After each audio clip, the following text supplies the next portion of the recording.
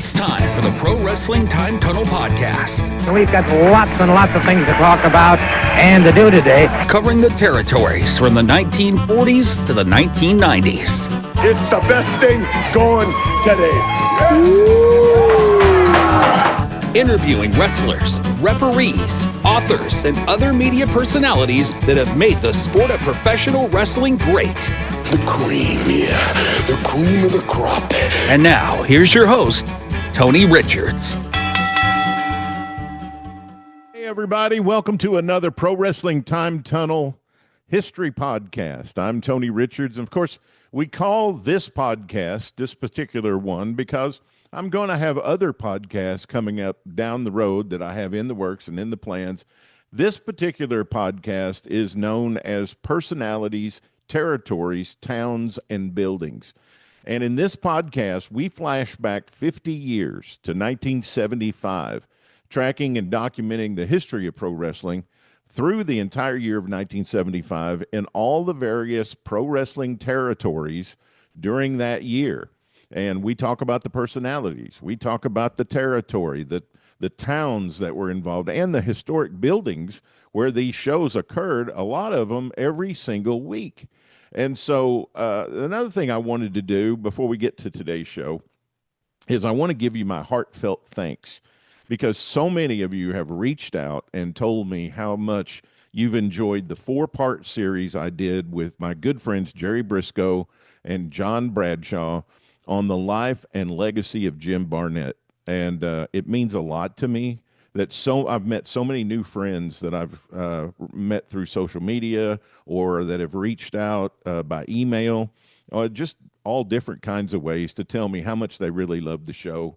A lot of comments on X, the platform X, formerly known as Twitter.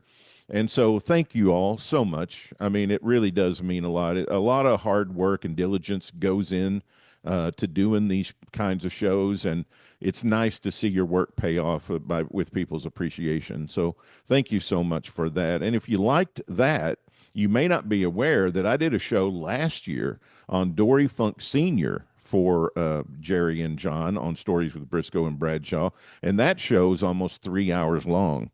And so if we did that show over again, it would probably be 3 and 4 parts. And maybe we'll do that sometime down the road. I know Jerry and John want to do more shows like we just did.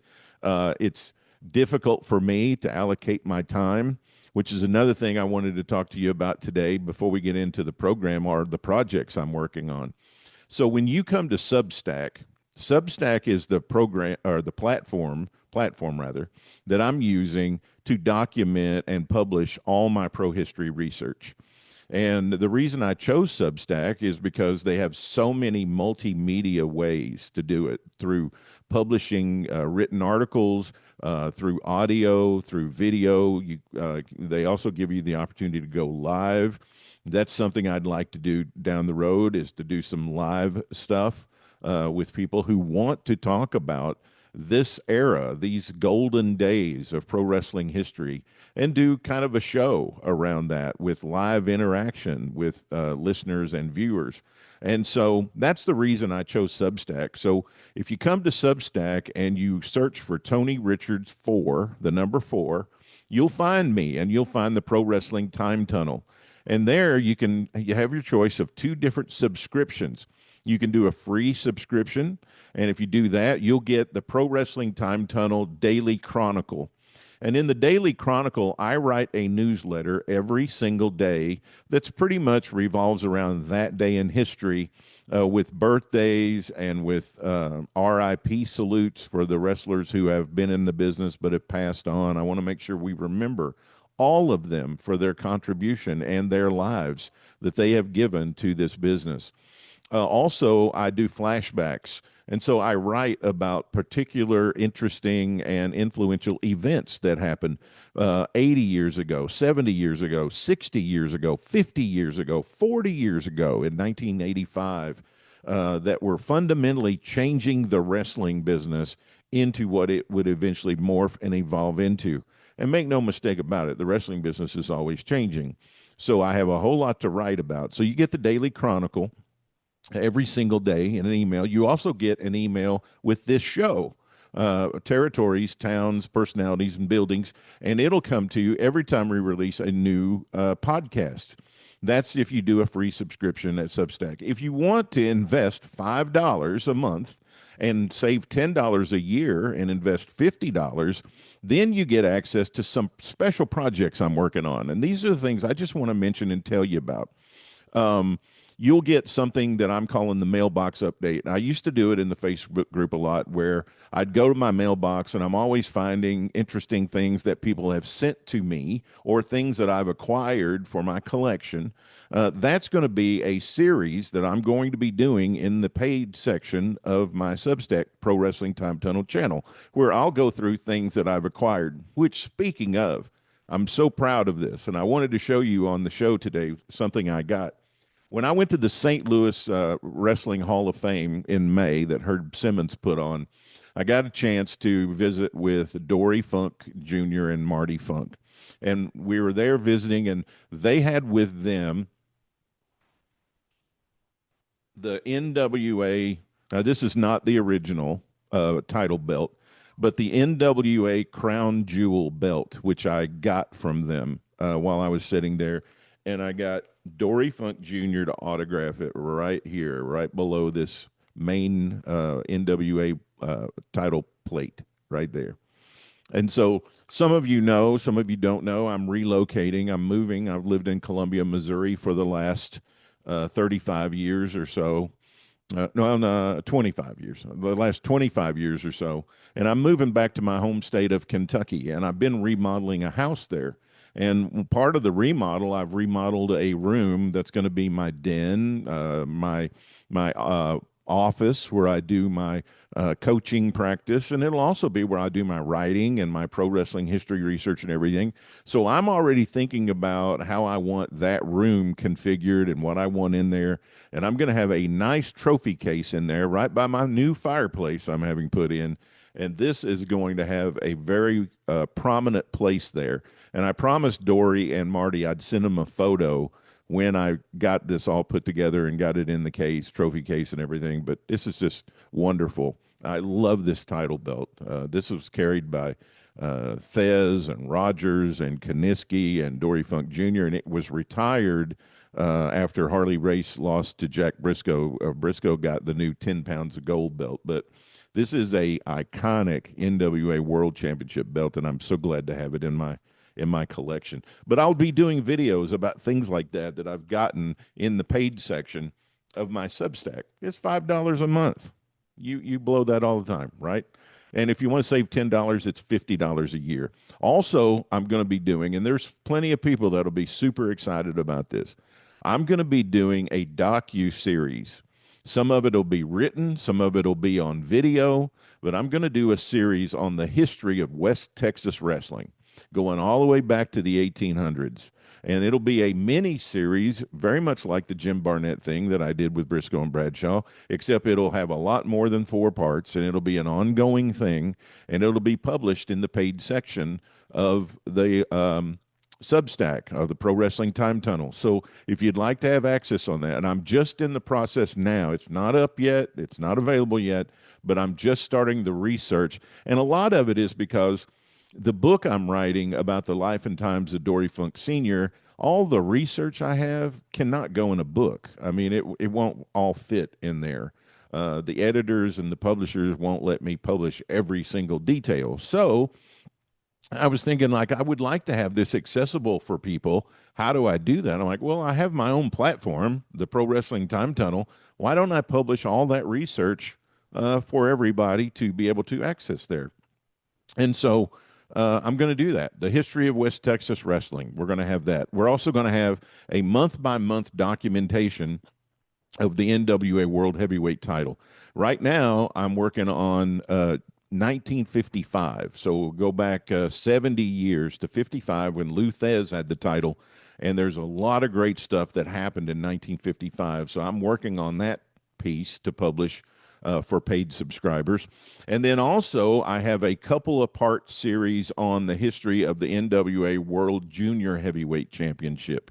And I'm hoping that that is going to come out this weekend for paid subscribers of my Substack. So A lot of great things, a lot of research going on. I have a lot of things to keep me busy on my list, and you can find it all at my Substack channel, substack.com, and you search for Tony Richards 4 and the Pro Wrestling Time Tunnel. Okay, let's get to today's show. This show is called Personalities, Territories, Towns, and Buildings. And we're going to start off with a personality profile today of the great Ed Don George. And my special guest is my dear friend Dan Murphy, who's just come out with this book on the life of Ed Don George. And this is a great conversation with Dan. So I hope you enjoy it. I'll be back after this conversation to introduce my second guest today, the great Japanese wrestling historian Fumi Saito, as we talk about Japan in 1975. Here's me and Dan talking about Ed Don George. Hello again, everybody. Welcome to another Pro Wrestling Time Tunnel podcast. This is your host, Tony Richards. We've got two shows here on our podcast. One is called Territories, Towns, and Buildings, where we talk about the old territories, we talk about the legendary towns and the historic buildings where pro wrestling took place. And the other one is called Author Spotlight, and that's what we're talking to do today, where we have historians and authors who've written books about the history of professional wrestling. And one of our distinguished authors is here today, Dan Murphy. He's written about 3 or 4 books now. I'll ask him for sure. We talked about The Sisterhood of the Squared Circle with Pat LaPrade, which I love that book about all the different females who have been in professional wrestling. And then a book that I dearly, dearly love that was recommended to me by a dear friend, Jack Lord, called The Wrestler's Wrestler. And that's if you don't have either one of those books, they are fantastic because they profile a lot of different people. But today we're here to talk about Dan's latest book, which is on the life and career of one of the greats, Ed Don George. Welcome, Dan.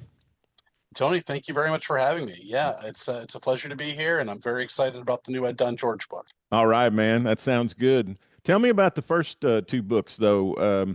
Let's talk about Sisterhood of the Squared Circle. So you wrote that with Pat, and I was just telling you before we went on the air here that the first female I ever saw in professional wrestling, I saw her live, and it was Mae Weston, who was Ma Bass and the Bass Boys, and they were heels in Western Kentucky in a outlaw promotion that Phil Golden had, and that was the first live event I'd ever been to. I'd seen Gulas Welch wrestling on television, but I'd never been to a wrestling show, and they had one for my elementary school for a fundraiser to buy uniforms or something like that. and Mae Weston was there, and man, I'm telling you what, she captivated my attention. So what caused you to write the book about the female wrestlers? Yeah, so years back, maybe around 2014 or so, I was writing for Pro Wrestling Illustrated. I had been started up with them around 1997, 98, kind of right out of college. Fell into an opportunity with them and had been reading PWI since I was a kid. So I loved it, got an opportunity to write for a magazine that I grew up reading. And I kind of evolved into the role a little bit more, and they had me travel quite a bit to cover some shows. So I would go out to Chicago for Shimmer, and Shimmer was a independent women's wrestling promotion based in Berwyn, Illinois. And they were bringing in women from around the world. A bunch of the Japanese girls, Asuka, at the time was Kana, was over there, and Paige was in from England, and several others that came through there. It was really getting the reputation as like the best international independent women's showcase in the world. And the women were really, before WWE got on board and everything else, they were giving these women 12, 15, 20, 25 minutes to go out there and really compete and put on a show. So I was going out and attending those shows, and I managed to get PWI to, we had the PWI 500, which is a ranking of the top male wrestlers. We came up with a female 50, and then it became the women's 100, and I understand now they've increased it to, I think, 200, but a ranking for the women. And at first there was a little bit of consideration, are there really 50 women worthy of inclusion? And with something like Shimmer, it became apparent, obviously, yeah, there are. So I was there covering it for the magazine. Pat LaPrade was there as well. He was friends with one of the other promoters and with Bertrand Hebert. And Pat and I, the same circles, we're both wrestling writers. We were talking, and he said, what do you think about a book about women's wrestling? He had done some books with Bertrand, Mhm. um, and he knew that I had a background in women's wrestling and covered it for PWI. And I kind of stepped away from him for a minute, and I always carry a notebook with me. In fact, I've got it right next to me here. I always have it. I started writing chapters. What would we include? Does this idea have legs? And it did. So I went back to him and said, I think a book on the history of women's wrestling is timely. Like this could be the time to do it. Wow. And we pitched it to ECW Press, and they ran with it, and it took off. That's great. And for those of you who are watching or listening and you're trying to put two and two together, Pat LaPrade and Bertrand Ebert, they're the guys that wrote the Andre the Giant book. And so, yeah, and so a fantastic piece of material. And then you, the Wrestler's Wrestler, which I love. And part of the reason is I'm researching along here a couple of years back and thinking about writing a Dory Funk Senior book, and which I'm doing now. But a couple of guys that were really key in Amarillo, uh, Sputnik Monroe, Mhm. Pat O'Connor, Dick Hutton, Gene Kaniski, and I'm like, these dudes are all in this book, you know.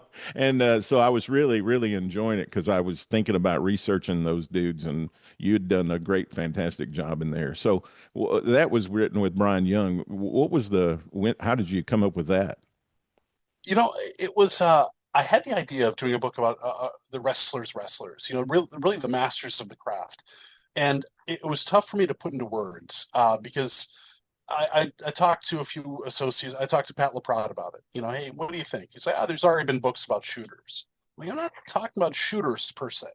I'm talking about people who just, do it very well. They're in a separate league.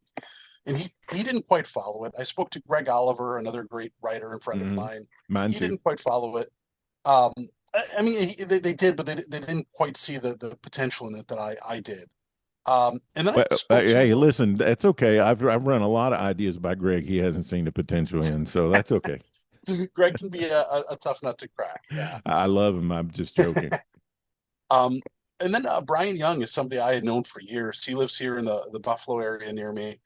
And he was a boxing guy. He loves boxing, and he had been kind of a lapsed wrestling fan. But he was fascinated by all these stories I'd tell him from going to the Cauliflower Alley Club and getting to know a lot of the veteran wrestlers and their old stories. Hmm. And he said, you really ought to do a book where you just talk to all these older guys and record the stories before they're gone. I said, well, Greg's doing that, and there are books like that. But I mentioned this idea of the wrestlers, and his eyes opened up, his ears perked up, and we started kind of spitballing it. And I said, I know you're a historian, not really a writer, but would you be interested in doing this with me? And he jumped at it, and he embraced it all together.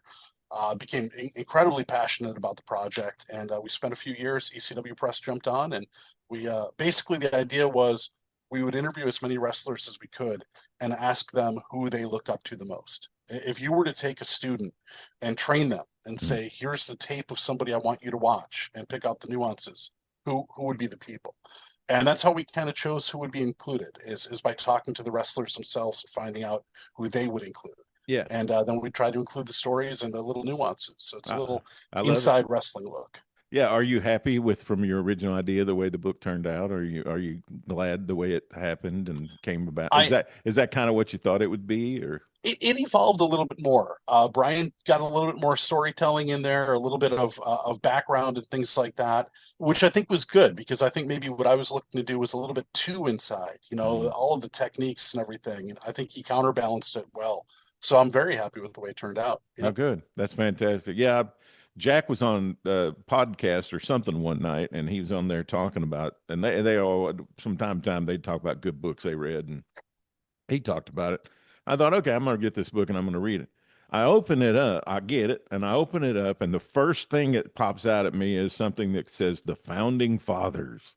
And then I go, oh, okay, well, this sounds interesting. And I start reading about Ed Strangler Lewis, and I'm like, I can't put this book down. Like, and then we go, Whipper Billy Watson comes up, and then Gene Kaniski. I'm like, I got to go to bed, but I don't want to go to bed. I want to keep reading this. So That's terrific. That's great. yeah, great job. And you guys, listen, you need to get that book. You need to get both of those books. All right, let's talk about this legendary figure, Ed Don George, that Listen, if you're watching the show today, you might not have ever heard of this guy, but take it from me and take it from Dan.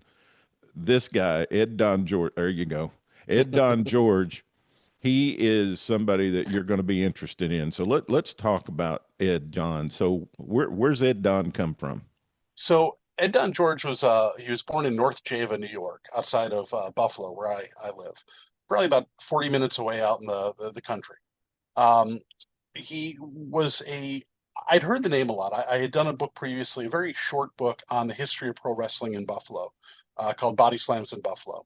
I had done some regional books, not wrestling related, history books and things, and they had done well. The publisher asked if I had any other projects I'd want to do, and I wanted to write a little thing about Buffalo's wrestling scene. So it was only about 100-page little book, but it did very well. But Ed Down was this figure that I discovered during that, but I never got into. And then several years ago, maybe 6, 7 years ago, I decided, I want to research this guy a little bit more. I knew he'd been an Olympian. I knew he'd been a world champion in the 1930s. But then I just found this incredibly fascinating life. And it went from being a potential article to a book. I had to do the book. And I could continue to write a second book potentially, because I'm always finding out more and more about Ed Don George and his impact in wrestling and his life. But basically, he was in the 1928 Olympics as a heavyweight, competed, did not win gold in a very controversial call. A lot of that in the book about exactly what happened. Sure. He was recruited to become a pro wrestler, and by the end of 1929, he won his first world championship. Wow. And he went on to hold 3 recognized world titles in the 1930s. Got out of wrestling right when Japan bombed Pearl Harbor, joined the Navy, helped write the hand-to-hand combat guide for naval cadets at Chapel Hill, and then after World War II became a successful wrestling promoter. Now, where So did he had this incredible life in the 20th century. Yeah. So where did he go to school? He had went to the University of Michigan. He took a little bit of time to go to St. Bonaventure and then back to Michigan again. I see. So he went 2 different places. Yes. Yeah. Oh, He wow. took 1 year at Bonaventure and in outside of Buffalo near him, and then back to Michigan. And which one of the many and wide and varied world titles did he hold? It was the Paul Bowser. I have 2 little things. I always want to say Paul Bosch instead of Paul Bowser. I Of always course. worry about that. And then the other one, I was doing a podcast recently, and whenever I say Jim Londos, I have to stop myself from saying Tolos. It's little a things recency bias kicking in. exactly. Yeah. Yeah. So anyway, but I'm sorry. What was your question? Yeah. So it was the AWA title then. It was. Yes. Paul Bowser from Boston. Paul Bowser from out of Boston. Yeah. And he was running. Bowser was running primarily Boston and New England and in Los Angeles with Lou Darrow, the promoter over there, plus Toronto, Montreal, and Western New York and the Buffalo area, as well as New York occasionally. That was a little bit more contested, but he was based up in Boston. Gotcha. But yeah, he became the kind of top guy after Gus Sonnenberg for Paul Bowser. Had some great rivalries with Strangler Lewis, with Londos, with a lot of the wrestlers of that era. And he's a kind of forgotten figure. And I talk about that a bit in the book. I think what happened is those guys had these. Lou Thez was another contemporary. They wrestled for 40 years, 30, 40 years. Whereas Don only wrestled for about 12, 13. Then he joined the military with World War II, and by the time the war was done, he was finished with wrestling. Oh, he was a veteran then. Yes, yeah. So he had a kind of abbreviated career, and he moved on into other ventures and never really looked back. So he had a fairly short career, 10, 12 years, and they got lured into promoting professional wrestling. How did that come about? How did he get lured into promotion? He was an intelligent guy. He was college educated. He knew what he was doing. I think he had a really good head for the business of wrestling. He understood. He learned from the Olympics, which you look at somebody like Kurt Angle, who most recently coming from the Olympics, Olympic gold medalist, and just so quickly adapted to pro wrestling, which is a very difficult thing. A lot of Olympic wrestlers or amateur wrestlers struggle with that. Sure. Ed Don, like Kurt Angle, was kind of a natural. He came in, and within a year or so, they brought him in very slowly. He had matches that were very short until he kind of learned on the job and didn't expose the business and kind of came up. But he was a versatile performer who understood losing wasn't the end of the world. He was very well protected for the first 3 or 4 years of his career. He kind of put people over a little bit later on, but he always left it where there was a possibility for a promising rematch. He just understood the nuances of the game. Hmm. So I think it was really only natural once the war ended and he didn't want to get back in the ring. He was a little bit beaten up, and after serving, he put on a little bit of weight and thought, there's more money to be made in the office where, I'm running the show and counting the money than out there, fighting in the ring every night. Yeah, he would be in a very small handful of guys who were Olympics competitors who could make that trend. The only other one or two I can think of Bob Roop, and Mhm. I don't know. I can't. Another one doesn't come to mind. In Uh, terms of a promoter like that, no, yeah, not really. Yeah, he I- he was yeah. That's it. That's unique. he was a smart guy. Again, college educated, so he was able to, be an athlete and be able to, in addition to running the promotion aspect, he was promoting shows in upstate New York as well as in Cuba and in Florida for a brief period. So he was running shows in Cuba up until Castro came in, and he Yeah, had to kind of leave and get out of there. sure. But he also had some investments that he was involved with. Took care of the stocks. He had some land deals that he did. So he had a diversified portfolio and made a good bit of money during his run. And did wrestling promotion fuel most of that? Is that he made his money and then it reinvested it in those other things, or A lot of it he made as a wrestler and just banked. He, I he see. didn't live a particularly extravagant lifestyle, especially in his later years. It kind of comes out a bit more. I talk about in the book. I was able to interview quite a few of his surviving family members. He has 3 sons. All three are still with us. Several nieces and nephews, and grandkids, so on. But they would talk about how he was just an unpretentious guy. He'd have maybe 2 suits, just kind of cheap suits, but he'd always wear the suit. But he wouldn't spend a lot because he knew he'd eventually burn it because he'd always smoke cigars. And occasionally a little errant ember would drop on it. He'd have little burns on his cuffs, and Yeah. he'd wait until he needed a new suit to buy a new suit. It was Man, just kind of man after my own heart. Did yeah. did he like bourbon too? If he did, He we was would a have. beer and scotch man from Oh what his yeah, sons have told me. yeah, Yeah, I'm out on the scotch, but we could have had a cigar together. yeah. Um, so what does his just out of curiosity, what do his sons do? The one son is an attorney. The other is a doctor. Oh The my third gosh. might be. I think he's a doctor too. I think he's in the medical field. I don't know if he's a chiropractor or what he is, but I think one attorney and 2 doctors. Wow, very I could be successful. wrong, but I believe that's correct. I mean, that's a reflection of what kind of guy he was. I Oh mean, yeah, yeah. must He have been a wonderful father. sent the kids to private school, made sure that they had an education, was very supportive, giving money for them for college. He also helped many of his nieces and nephews and gave them money for college. College and education was very important. And there's a quote in the book that one of his nephews had said. He said that anyone can make money. It takes a real, a wise man to save it. And he saw a lot of wrestlers that he came up with go broke. Even guys like Gus Sonnenberg and others. You may think of that being a relatively recent phenomenon where pro wrestlers don't, they lose their money early. That was going on in the 20s and 30s, Oh yeah, especially, yeah. you know, Ed Don was on top during the Great Depression.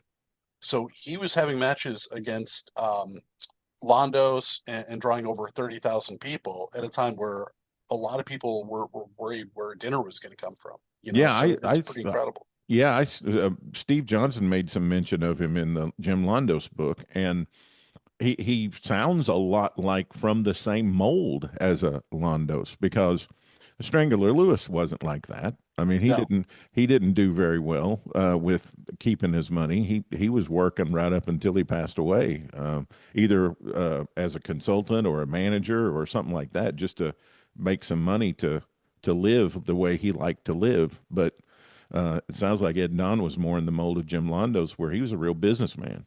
He was. He absolutely was. And he didn't live cheaply. He saved, but he traveled to Europe throughout his life until at the very end, his health was pretty bad. He was hobbled by arthritis, walked with a cane, then had one leg amputated, and then eventually the second one. Mm. So which he always says, it's the price that pro wrestlers pay is arthritis and pain that you have for the rest of your life. Is that why he had to have him amputated? Was it because of Yeah, he had arthritis? he had a few different illnesses and a few things, but the arthritis is the main thing, Yeah. and then everything exacerbated from that. Yeah, they didn't really know too much about treating that, for a long time. So, Well, he survived. He passed away in 1985. So he had I mean, he was born in 1905 and had a long, like I said, becoming a star during the Depression, being involved with World War II, promoting in the post-war era, and then making it into the 80s. He just had this amazing 20th century life. And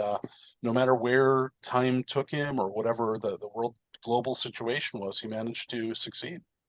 I don't want to give away too much about the book because you guys need to go get it and you need to read this. I mean, if we're not stirring you up about this guy, then something you don't have your volume turned on or something. But what about his wife? How did they come together or meet or whatever? They were neighbors, basically. She was much younger than he was. And they grew up on the same street in North Java, and he'd come home and met her, saw her when she was older, and as one of the sons had said, Mom would always say that she swept him off his feet, or he swept her off her feet, Yeah. and it was because when they first met, he had to actually pick her up and carry her over a ditch that was in front of the farmhouse. Wow. So, but she, from what I was told, as a child, she would look out because she was about 15 years or so younger than him.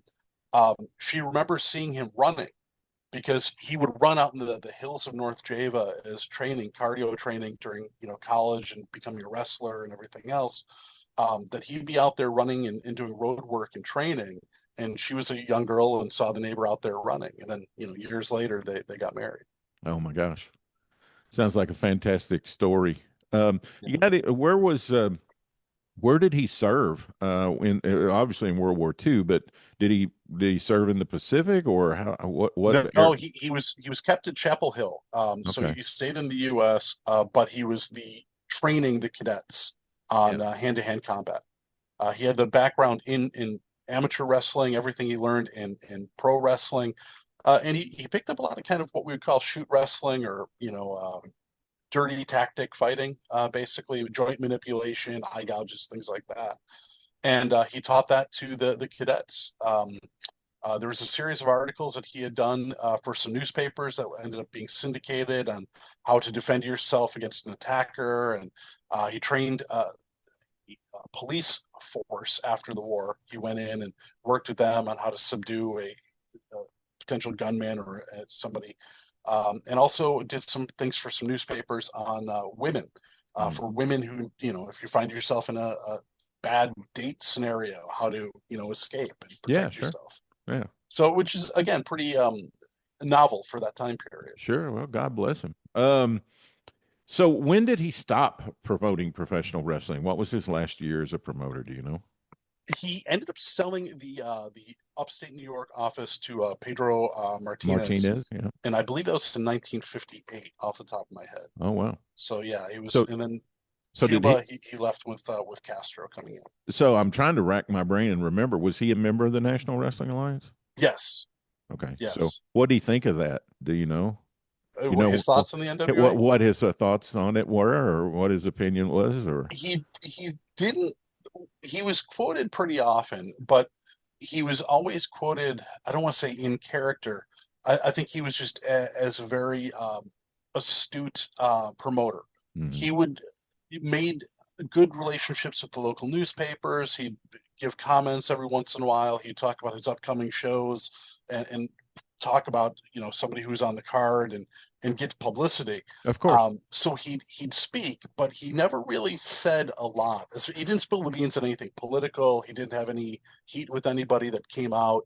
If there were any disagreements or anything like that, that all pretty much stayed behind closed doors. Yeah. Well, I mean, you always look at something like that depending on which side of the fence you're on. I mean, if you're in business and you're a promoter, it's something you are a part of that helps protect your business. But if you're on the outside looking in and you can't come against it, it's evil and awful. So Yeah, just yeah. kind of depends on your perspective.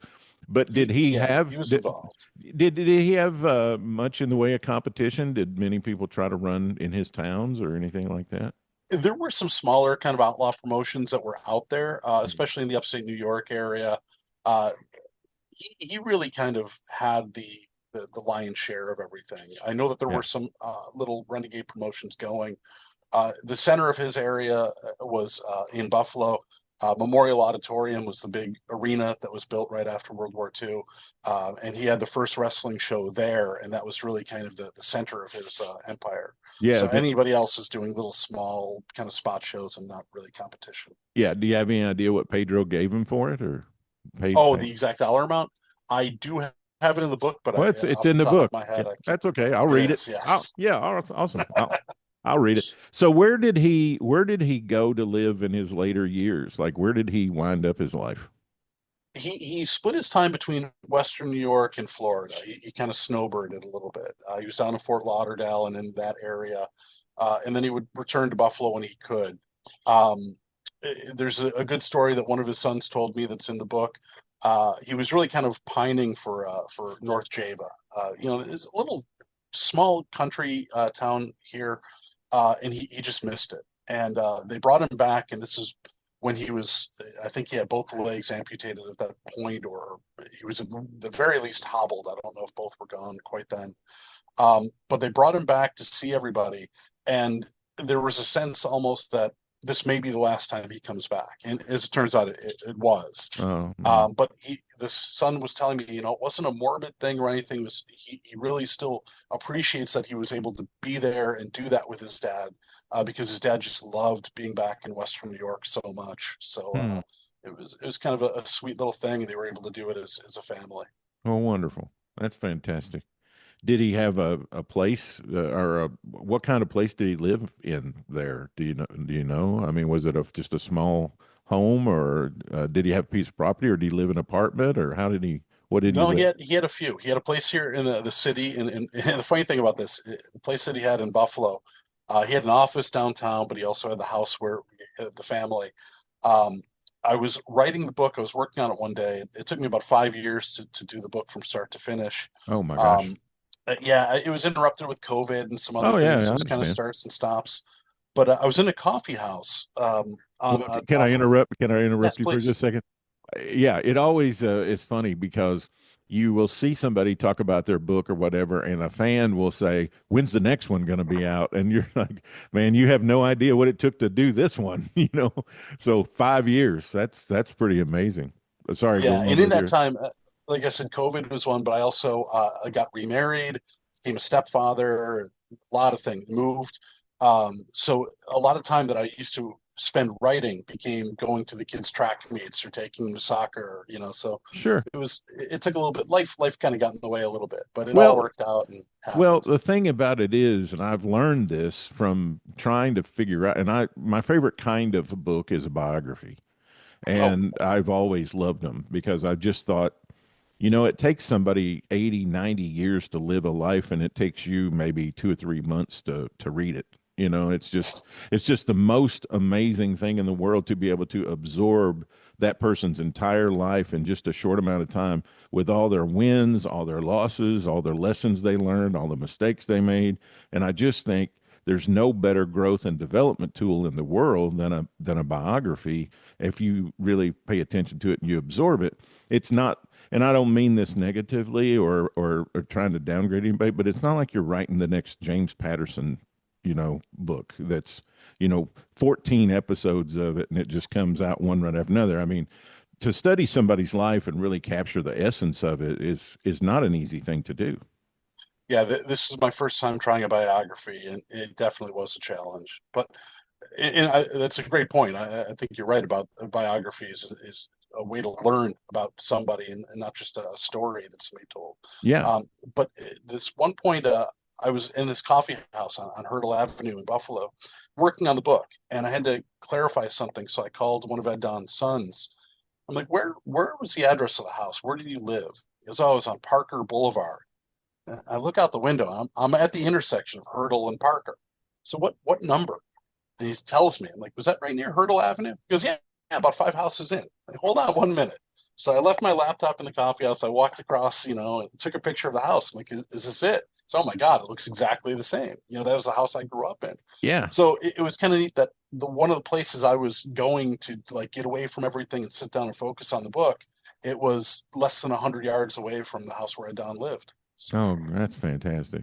That's serendipity. That's serendipitous right there. You're on the right track when something like that happens. You're like, Yeah. okay, I'm getting the signals. I'm going in the right direction. Okay, man. Well, this is awesome. Ed Don George. Is that the simple title and name of the book? Well, I went back and forth, changed it up a few times, but I ended up going with Ed Don George, The Remarkable Life of an Olympian and Pro Wrestling Champion. That's fantastic. Show that again for everybody. Show them the book there. There you go. Ed Don George, The Remarkable Life of an Olympian and Pro Wrestling Champion. Just fantastic. Yep, you guys need to get that. What was the thing that you think affected you the most in writing the book? I think just an appreciation for how wild the pro wrestling scene was in the 1930s. I mean, it's wrestling has this habit of kind of eating its own past. The stars of yesterday put over the stars of today, and it's cyclical and ongoing. And we tend to, like you mentioned earlier, the recency bias type thing. We always think of everything as being bigger and better today than it used to be. But you go back and you see the wrestlers from the 30s, you read about them, the stories. I mean, there are some tapes that you can find on YouTube and other places. But they were just as bigger than life as some of the wrestlers today, more so in a lot of cases. They had signature moves and finishing moves. They had controversies and these crazy finishes for matches that wouldn't be out of place today, Right. It really just kind of, you look at the talent that was getting into wrestling at that time. A lot of people like Ed Don, who were college athletes who were coming in. Wayne Munn was another. You had people coming in from football like Gus Sonnenberg and things like that. And then the old vets who'd been around like Strangler Lewis. And then guys like Fez. Like, it was the industry at a real crossroads. And it's just kind of fascinating to see all of those moving pieces, all the rival promoters, the beginnings of the NWA as an organization coming out. It's a fascinating time in pro wrestling history. Yeah, I was just I'm doing a series of shows on the Briscoe and Bradshaw show about the life of Jim Barnett. And what's funny is we go through back when he started, like right before 1950, and we go through the 50s, then we get to the 60s, and Jerry and John and I were sitting there like that just happened again, like 10 years after that. It's the same scenario with different people, Yeah. and the same thing in the 70s with different people, and the same thing in the 80s with different people. It's funny how cyclical it really is with scenarios, and we think every time we come to our era, we think, oh man, this is original. This is new, but it's all recycled, all variations on a theme. Yeah, yeah. There's only 6 or 7 stories, they say. Yeah. So we get to see them all in pro wrestling. Was it a man goes on a journey, a stranger comes to town, and there's something else? Like those are the 3 archetypes. Two guys walk in a bar.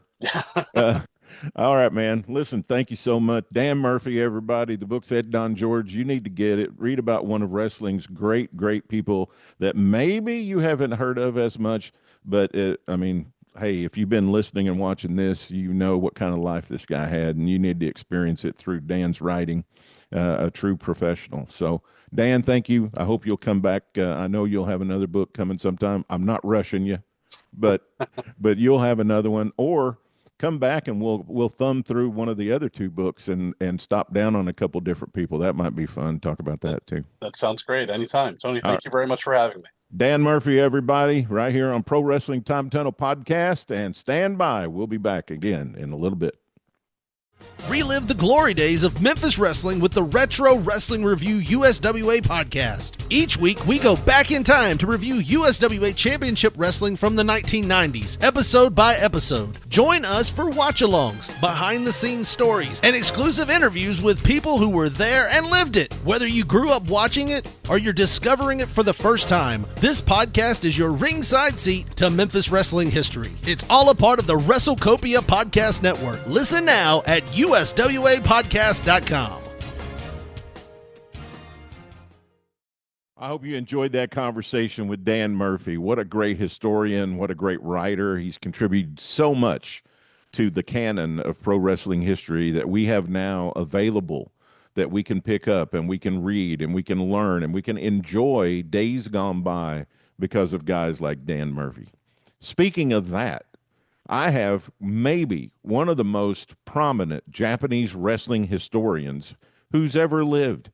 I mean, he's been around for quite some time. In this conversation about Japan in 1975, and we're just covering the first half of 75, and we're going to talk about the Champions Carnival. We're going to talk about Giant Baba. We're going to talk about Antonio Inoki. We're going to talk about New Japan. And the great Fumi Saito is going to take us back to the origins of Japanese wrestling all the way up to 1975. And we're going to talk about those two critical tournaments that took place in the spring of 1975, and the connections and the personalities and the country of Japan and the television and all the back office dealings and the great buildings that they wrestled in. That's all coming up right here, right now, in my conversation with Fumi Saito. Hello again, everybody. Welcome to another edition of Personalities, Territories, Towns, and Buildings.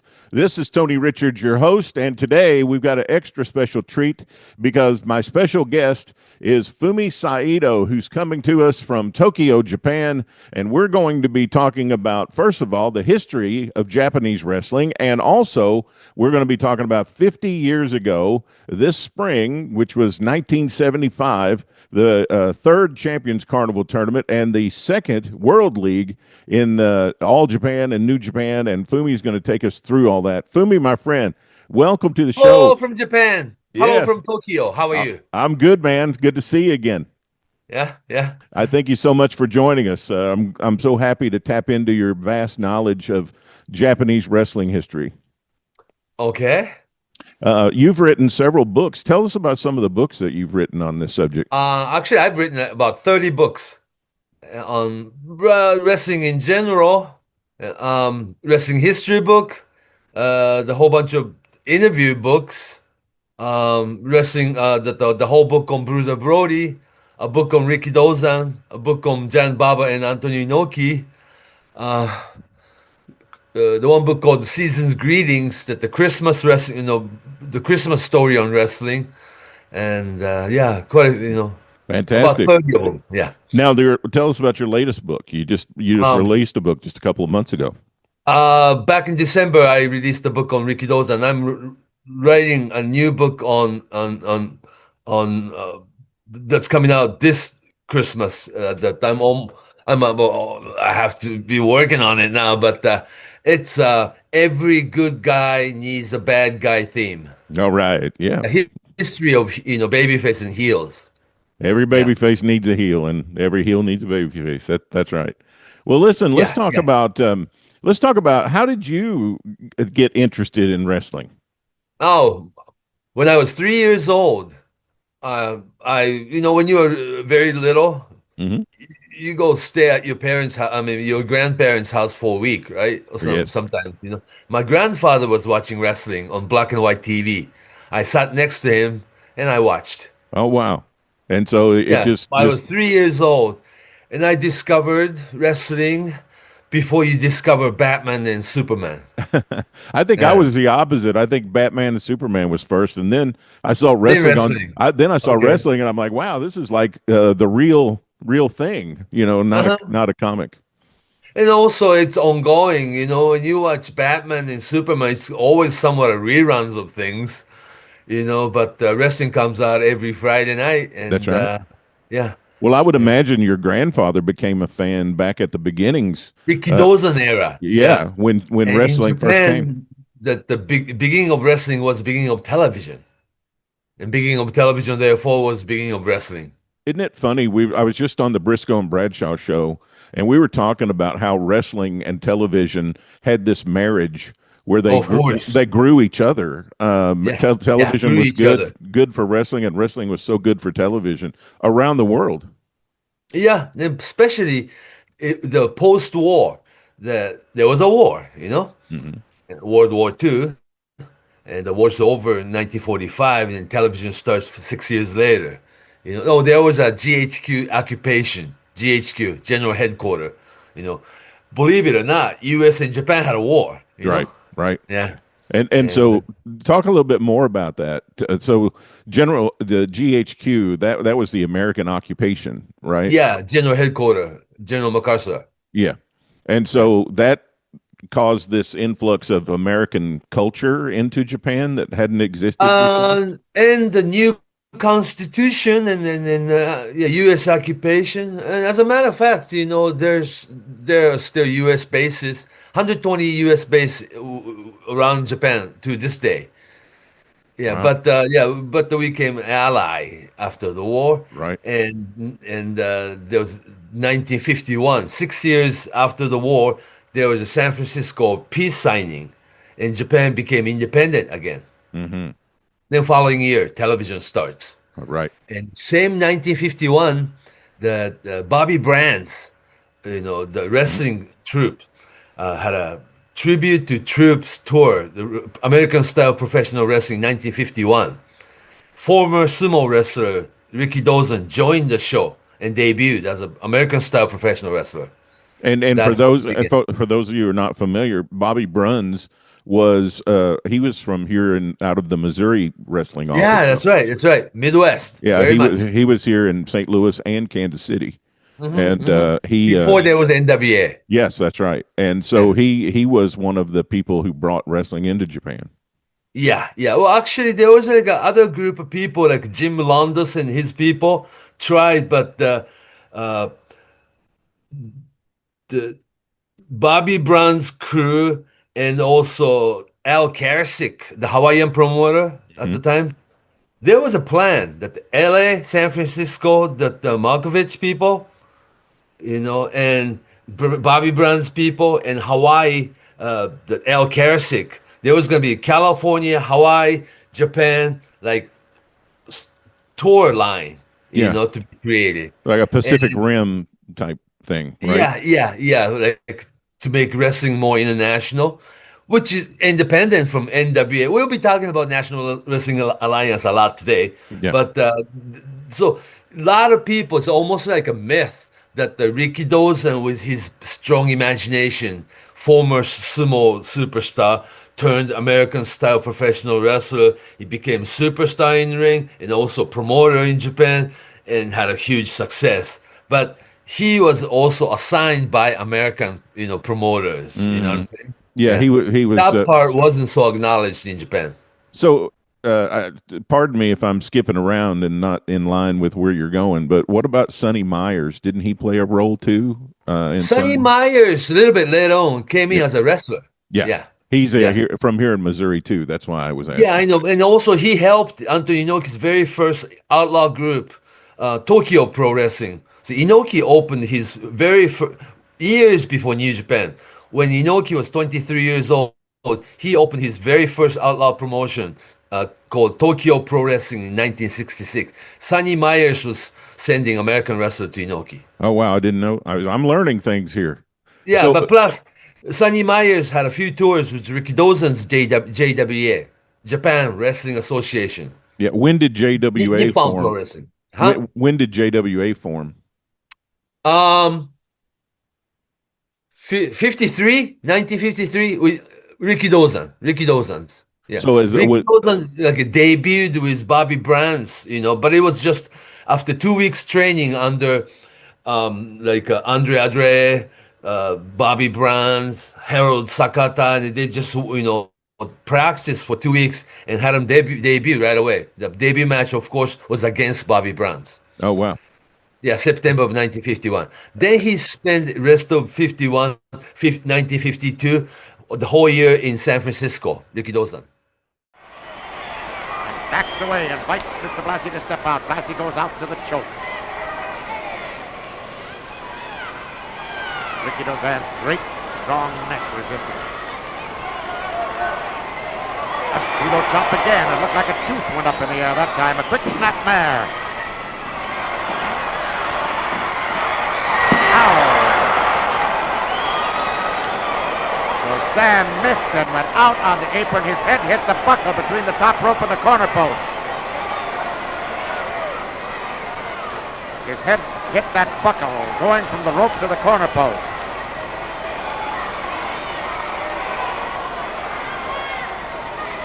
He's hurt.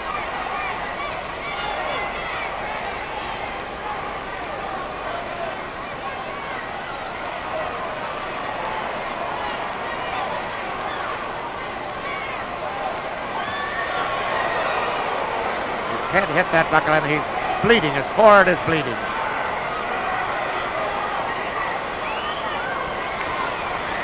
Judo chop from his knees. Rikido-san was knocked out temporarily there for a few seconds. Hits with the right hand into the middle. Judo chop to the face. You may see a new champion here in a minute.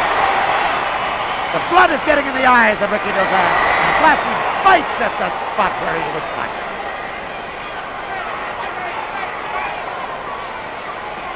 He clutches Blassie and slams him to the ground.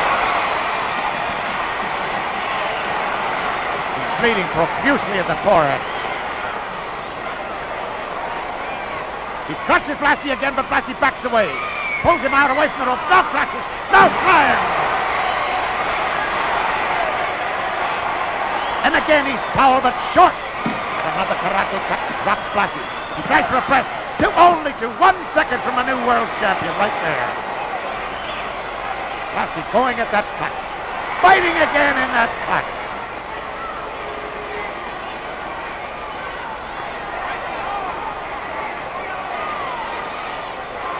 But he was short.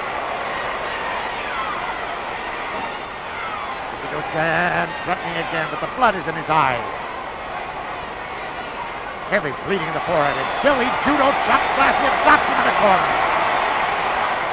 The referee wants the doctor to look at his cut. He pushes the referee away. He doesn't want the referee to see it. The referee wants to look at that cut. He says no. He walks away. Go away, he says. He kicks Blassie.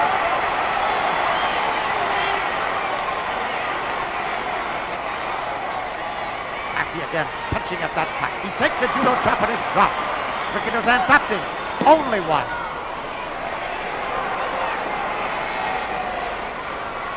Again, they missed the judo chop. The blood is in his eyes. He only sees a little out of his left eye. Rikido-san still bleeding profusely at the forehead. He doesn't see well. He missed again. He was hurt when he hit that. Again, he's making him miss. And Blassie now knows he has an advantage. Rikido-san doesn't see well with the blood in his eyes.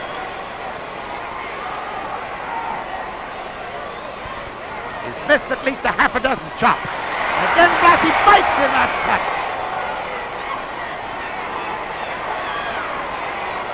The referee looking again at the bleeding. He's bleeding very profusely from that cut. He can't see. He almost hit the referee. Again, Blassie bites at that cut.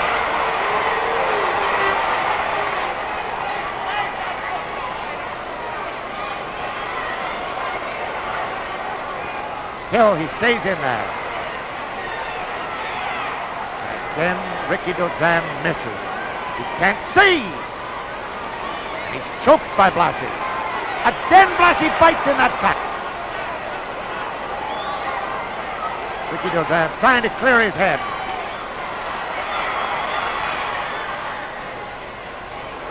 Oh, he can't see. And the fans are just heartbroken here to see this great gentleman now unable to really throw his punches. The referee is looking at him very carefully. Blassie follows it up.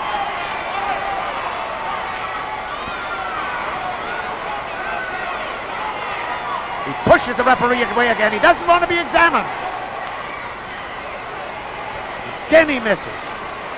And this great crowd tonight, seeing their favorite, his eyes blurred with blood, miss time after time with his judo chop. Hitting only when he's in close enough to feel the man.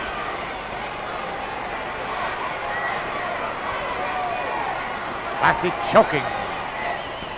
The referee again looks at that cut, says that'll be all. He's told it. Bellkeeper to hit the bell. He's told the bellkeeper to hit the bell. Blassie continues to punch.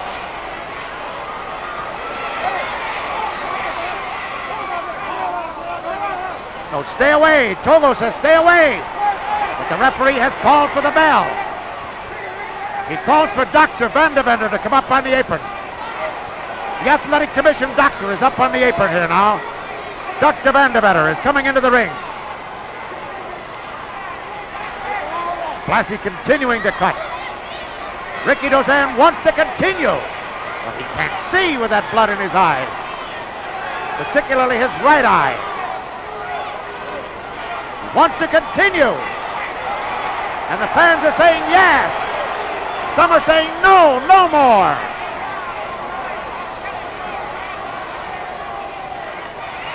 Blassie still continues to throw punches and to make enemies of the fans here. The referee says, Doctor, look at that cut.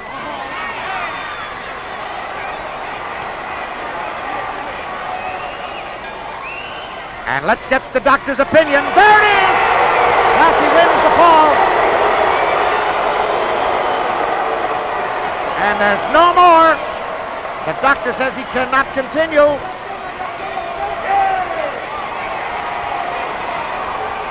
Well, in my book, there is a wrestler and a gentleman who should be the winner, Ricky Dozan. Let's get it officially from Jimmy. Ladies and gentlemen, after 16 minutes, 23 seconds, your referee, Johnny Red Shoes Dugan, stops the match.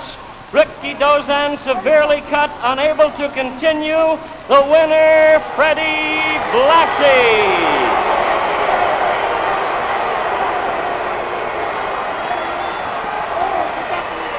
The winner and undisputed heavyweight champion of the world out of Missouri now claims the belt, Freddie Blassie.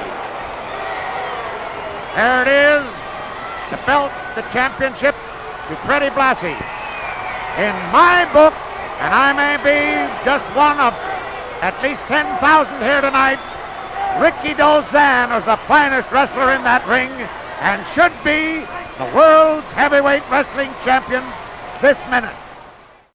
How long did it take? How long did it take before they started? The country started embracing it, and it started growing.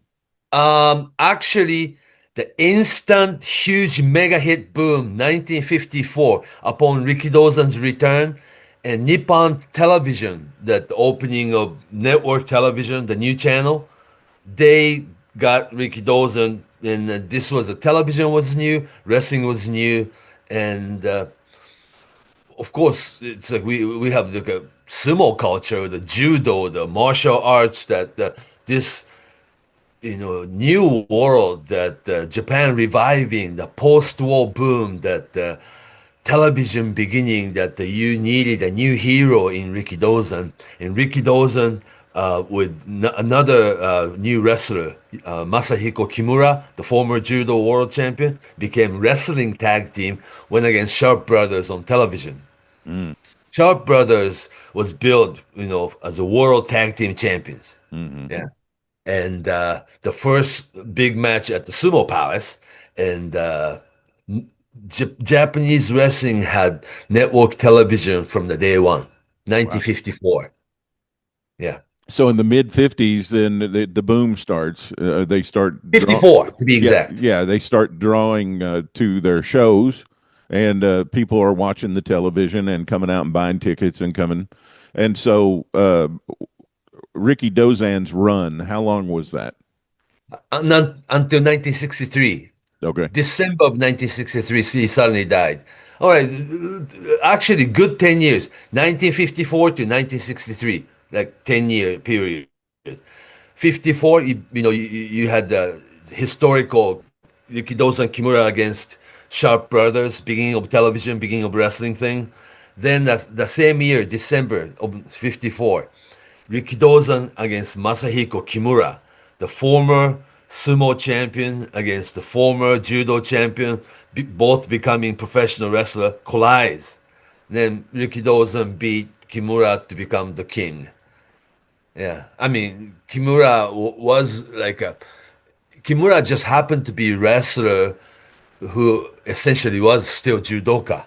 Hmm. He never understood wrestling. And he Rikidozan and Kimura became wrestler in two different paths. That Kimura, the previous years, he went to Hawaii to teach judo. And when he went to Hawaii, wait a minute, this is wrestling. So he was put in a wrestling ring. You're right, right. Yeah. Instead of being in his home environment. Yeah, because he went over there to teach judo. But when he went to Hawaii, it was all of a sudden, you'll be in the ring today. And it's like, what is it? It's called professional wrestling. Yeah. But he was making in 1950, two money, like $300 a match. Yeah. And also, he was able to purchase all kinds antibiotic, which was still not available in Japan.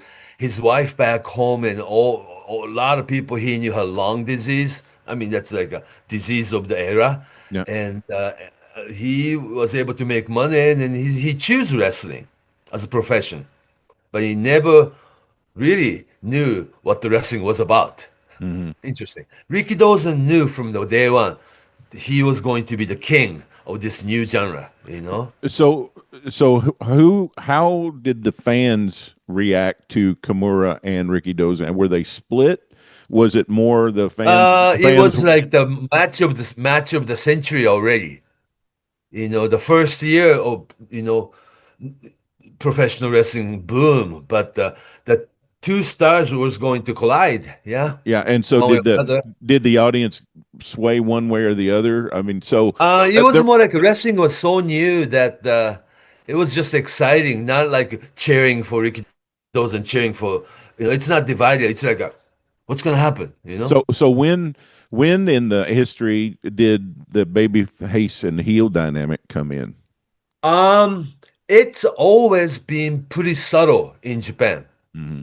Even to this day, they don't have promo like Mike. When they have Mike, they do that in the ring. You know what I'm saying? Yes. In Japanese wrestling, never had this studio wrestling 1 hour format. Always televised arena shows from Ricky Dawson days to JWA days, Baba and Inoki, younger Giant Baba, younger Anthony Inoki together in JWA. Always against Japanese babyface against Americans that are treated like a heel. But you have people like Luthez, you have people like Carl Gotch or Mil Maskers, not gonna be heel. Right. But soon, just like we talked about, 10 minutes ago, that the every good guy needs bad guy thing. And when All Japan started, it was Giant Baba, the big babyface, right? It was Abdullah the Butcher's spot. Right. 1973, New Japan Pro Wrestling, Anthony Inoki against Tiger Jeet Singh all year long. Right. So it's it's your Reed Law in movie, the cast. Yeah, but everything happened in James Bond and a bad guy. Yeah. Everything happened in the arena and everything happened in the ring. Right. But there are storylines, Yeah. who betrayed who or who ran into the certain guy's match or the bloody match the week before your title match, something like that. So Ricky Dozan, he dies in 1963. Yeah. And then But Ricky Dawson 10 years was very well calculated. We got to go through real quick though. But Yeah, sure. 54, Sharp Brothers, right? Sharp Brothers, end of 54, Ricky Dawson against Kimura, right? And already 54, Asian heavyweight title, Ricky Dawson against King Kong. And so and did I don't mean to jump ahead, but is this how Baba and Inoki thought in later years about how to structure the year out and do the year after year kind of storylines like Ricky Dozan had for the 10-year period? All right, let's put it that way, that what Ricky Dozan learned as a promoter and wrestler, and what Jan Baba and what Inoki learned as a wrestler and promoters, that they're from different era actually. Mm-hmm. Baba spent years in America traveling like Andre the Giant before there was Andre the Giant. Right, Giant right. Baba was already touring. Okay, Inoki and Baba both debuted 1965. Both Ricky Dozan's student. And Baba was sent to former Giants pitcher, already famous. And he's huge, tall guy. And a great athlete in his days. That he was already sent to America in '62 with the management of Great Togo. He was traveling all over, like New York, the Ohio, the Detroit, the 60 eras, big territories, and Yes. already main event, like second year rookie. And Inoki, 18-year-old Inoki stayed at Ricky Dozan's home, and he wasn't able to go to America until Ricky Dozan's death. Yeah. So it was a little bit, Baba jump started, but Inoki was more like a rookie. Yeah, right. But both of these guys are coexisting in 65 and 66 in JWA, right? Until 71. Right. Yeah. And were they were tag team partners, right? 1967 on, yes. So Baba was much bigger star in through the 60s, Inoki was always underdog chasing Baba, you know what I'm saying? Then when they were together, international tag team champion. Yeah. But Inoki didn't get any singles championship belt until like 71. They had to create United National title. And so did that benefited Inoki then, being with Baba? Being underdog?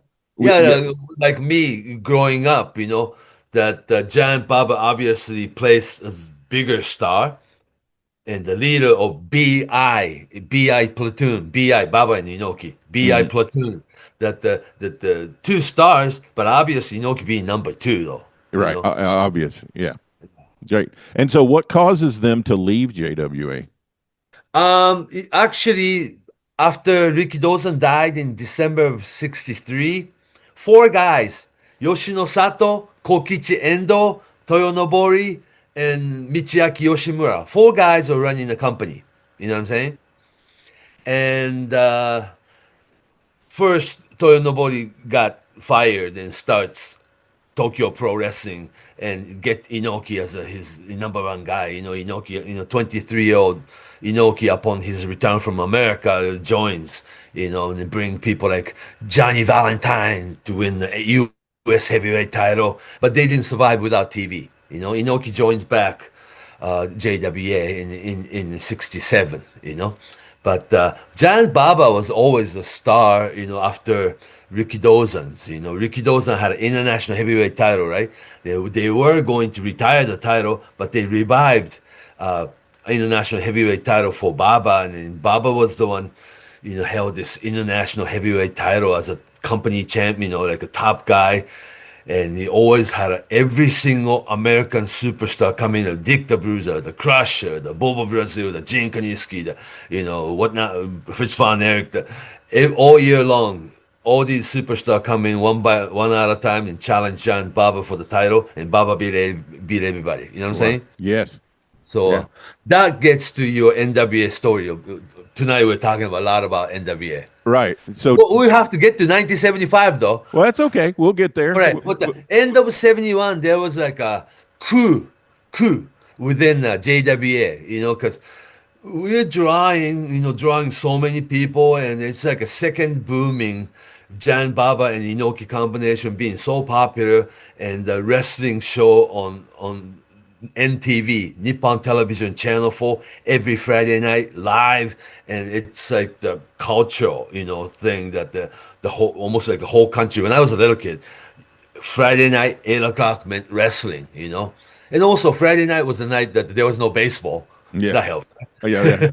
Yeah, that's awesome. You know what I'm saying?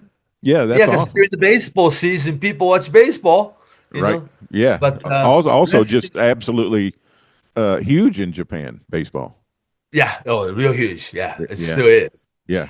Um, so so many, I mean, so many shows, you know, like close to 300 shows a year, all drawing and networks, you know, like when people knew anything about TV rights, right? Today they talk about TV rights and annual fee, the contract with Netflix and all these huge money thing.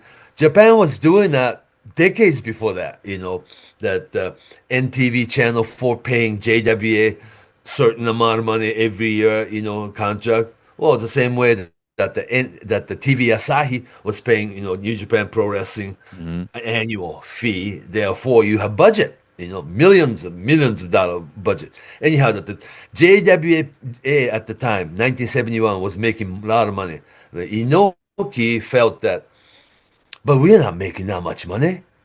Then there was a Inoki group people to have coup within JWA, and Inoki was the only one got fired Oh, from it. wow.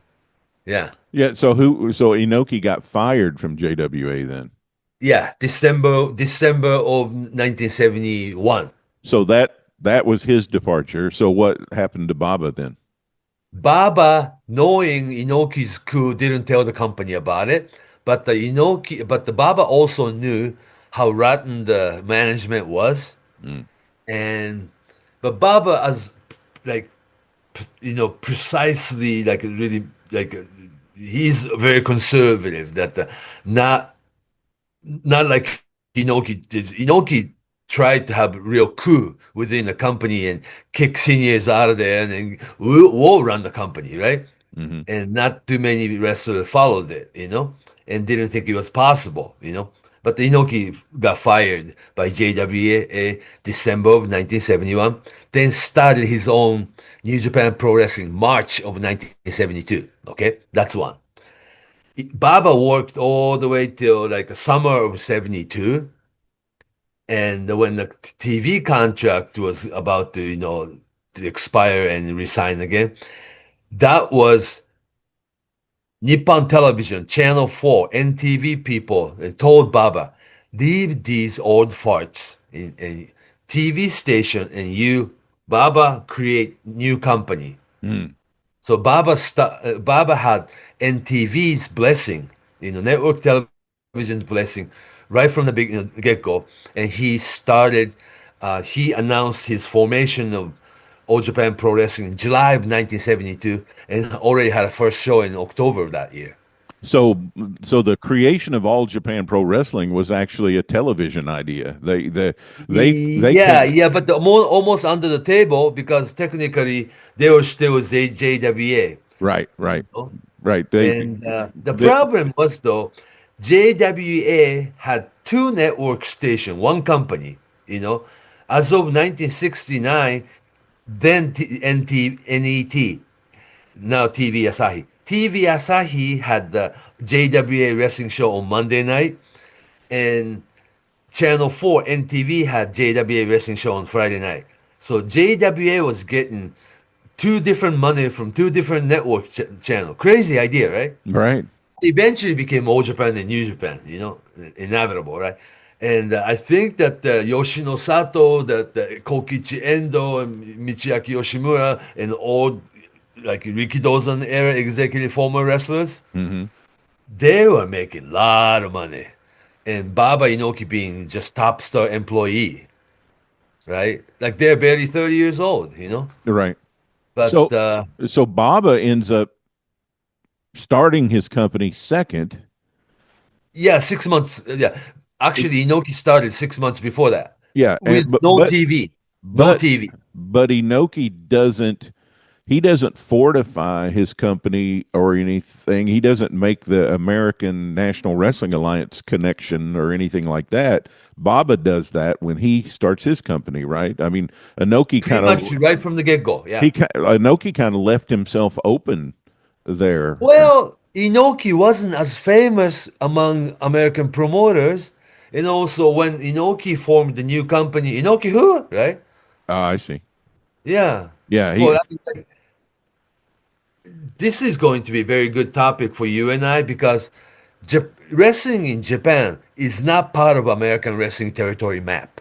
Right.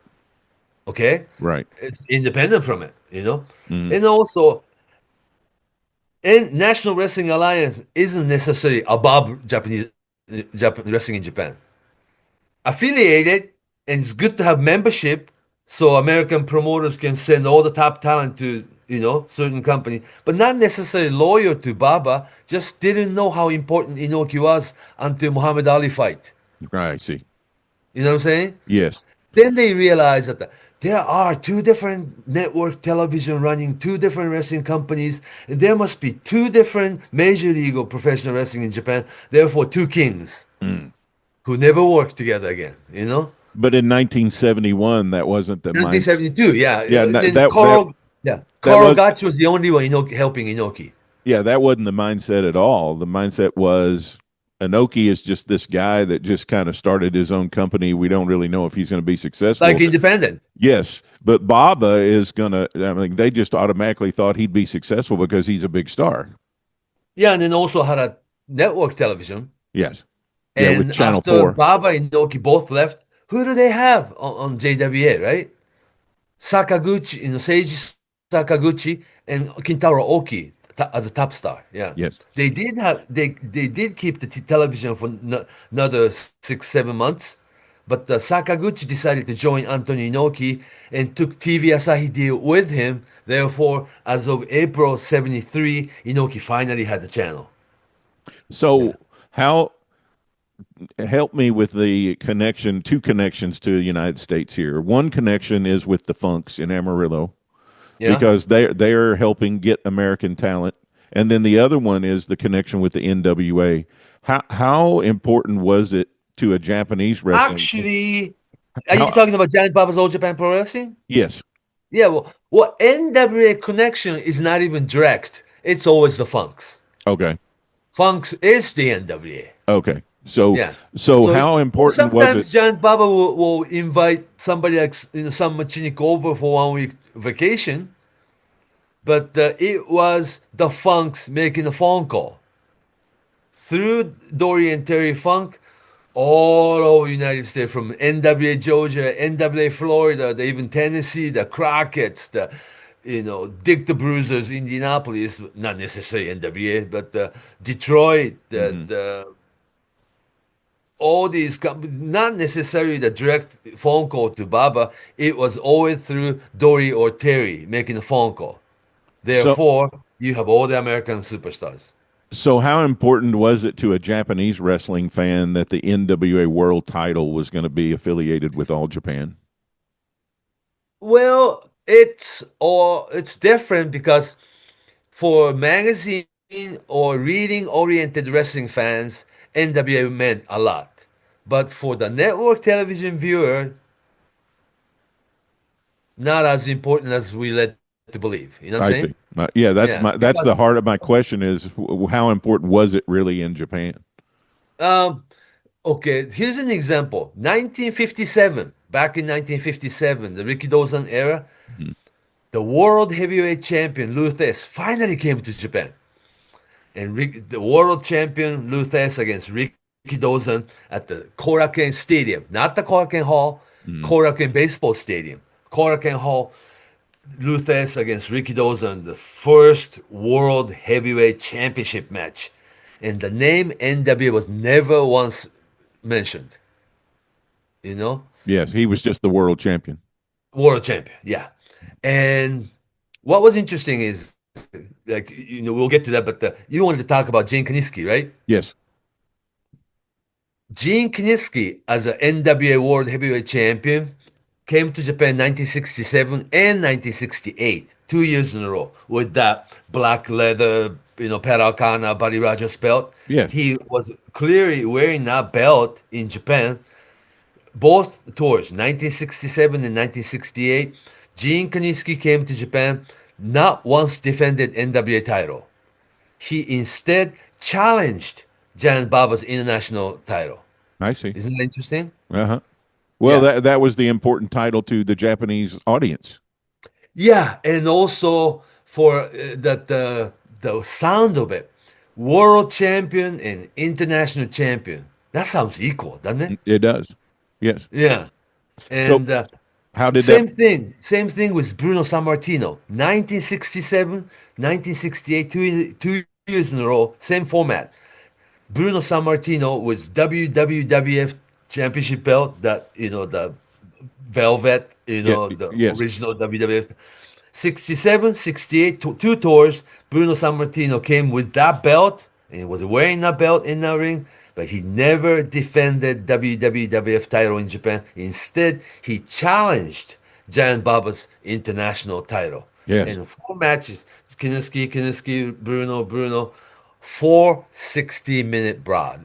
Oh, wow. So yeah, so they kept strong. Yeah. Yeah. Like, Well, that's going to tie into what we've got to talk about today. Now, how did the perception change at all when Dory Funk Jr. became the champion? right, 1969, after he beat Gene Kiniski for NWA title, it was finally acknowledged. NWA, the biggest governing body of professional wrestling. This is the closest thing to undisputed world title, man. You know what I'm saying? Yeah. And also, Gene Kiniski was like from Rikidozan era, had a single match World League Championship with Toyo Nobori, and he looks like an old champion, right? But Right. this 28-year-old Dory Funk Jr. with father Dory Funk Sr. seconding him with Yes. cowboy hat and all these things, Yeah. coming out of the airport, new era.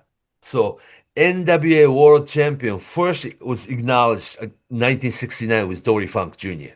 And so they come in and do a match for the JWA in 70. Yeah, JWP. And as a champion, NWA World Champion, Inoki challenged Dory and Baba challenged Inoki. So people realize there must be something above international title. You know what I'm saying? Yes. Yeah. So Yeah. that's when NWA name became so important. And I think I told you this when I interviewed you for my funk book, is that I'm so glad we have that. I'm so glad we have the tape of those matches to see Dory Funk Sr. working at ringside and how subtle he is. He doesn't really do a lot, but the couple of things he does, it's amazing because you don't get a lot of crowd reaction in Japan. But he got some reaction. Not 60s fans, right? Yeah, he just looked like he was going to break the rule, or just looked like he was going to Or interfere. touch something, sweep leg, Inoki's Yeah. leg or something. Yeah. It just the intention of it got fans, attention. And also father protecting son, yes, and they look like son and father-son combo, Oh, absolutely. And I love your description of him, having the hat and being from Amarillo. And one of the things you told me when we talked, and I just want to touch on it briefly here, is just the perception of Amarillo, Texas in Japan to It's wrestling. as famous as Dallas or Houston or Austin Or New York City. Well, not that's different. New York City's city, but when you see Texas, they assume it's all cowboys, cowboy hat, the cowboy boots, the Wrangler jeans, and flannel shirt and all these things. And the Funk family came in like that. He had a wear, suit and tie and everything, but you had a thing in a cowboy hat with it. Yeah. Well, I didn't mean just the perception of the cities, but just the perception in a wrestling fan's mind. Yeah. Amarillo was very important. They don't realize it's just town with 200,000 people. Yes, right. Yes. Yeah. But it was a center of the wrestling world because of the for a long time. Yeah, not the center, but the something almost like a sister city to Japan. It gets even bigger because the 1972 Munich Olympic, former Olympian Tommy Jumbo Tsuda turns pro, right? And he didn't even have debut match. He was directly sent to Amarillo, Texas to be trained under the Funks, you know? Yeah. Yeah, so Yeah, he was Tommy Saruta out there. yeah, Tommy Tsuruta. Yeah. And he was like, well, you would think he would be trained under Japanese dojo, right? Jan Baba had an idea. Instead, he sent Tsuruta directly to Amarillo, Texas, and he trained under the Funks, and he was already superstar upon his return in October of 1973. Yeah. So in the spring of 75, we've got two events that are taking place, and Yeah, the inspiration of those tournaments and those tours actually came from JWA, right? Yeah, World League. Ricky Dawson's idea between 1959 to actually all the way to 1972. Ricky Dawson won the first five tournament 59, 60, 59, 60, 61, 60. Yeah, 5 years in a row, then he suddenly died. But the World League tournament, every spring, every spring they had this big tournament, like a tradition. And Baba took it right away in 1973 and changed to Champion Carnival. Champion Carnival was the idea that every single that the participant of the tournament had some kind of championship belt. Mark Lewin was South Hemisphere heavyweight title. Is there such thing? Some kind of title, yeah. Yeah, King Curtis, Destroyer Dick Bayer was U.S. heavyweight title. Baba, Pacific Wrestling Federation champion. Yeah. And Pacific Wrestling Federation sounds pretty big, doesn't it? Yes.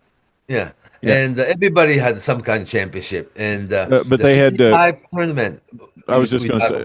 I was just Yeah, going to say Ken Mantell was the junior heavyweight champion. Junior, yeah, NWA World Junior Heavyweight title. Yes, yeah, champion. So they had both of the big world titles from the NWA in the just coming over to participate in the Champion Carnival tournament the third year. Well, just in the Champions Carnival, they would generally have. Well, they never had NWA champion there. Oh, they never did. They never did because in this kind of the tournament situation, you have to beat them. All right. Yeah, so NWA champion was never in the Champion Carnival. First year, 1973, they came down to Giant Baba against Mark Lewin, final. The second year, Giant Baba against Mr. Wrestling, Tim Woods. And third year, we're talking about Giant Baba against Gene Koniski. But it wasn't necessarily former world champions, really. Because you thought that December of 74, Giant Baba beat Jack Briscoe, for the first time. Right. I was just wondering, did Baba think that was going to give him some kind of prestige in the yes and no, because like we said that wrestling in Japan is not under NWA umbrella necessarily. Wrestling in Japan does not revolve around NWA. Right. So what was Baba's motivation for wanting that belt? December of 1973, Inoki became world heavyweight champion in Tokyo on network television. World heavyweight champion meaning NWF, world champion beating Johnny Powers. Mm-hmm. Or reading-oriented wrestling fans, like NWF world title from the Cleveland, Ohio. Mm-hmm. Big deal, right?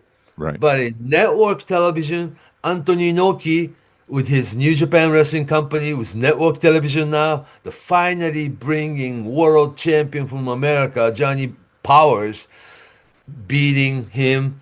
And Inoki's magic was, though, that NWF World Heavyweight title stayed in Japan the rest of the time. Right.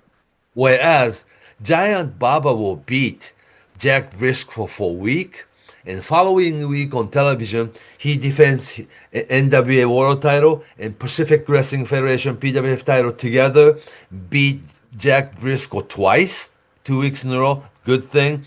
But at the end of the tour, non-televised match, he drops the title back to Jack Briscoe.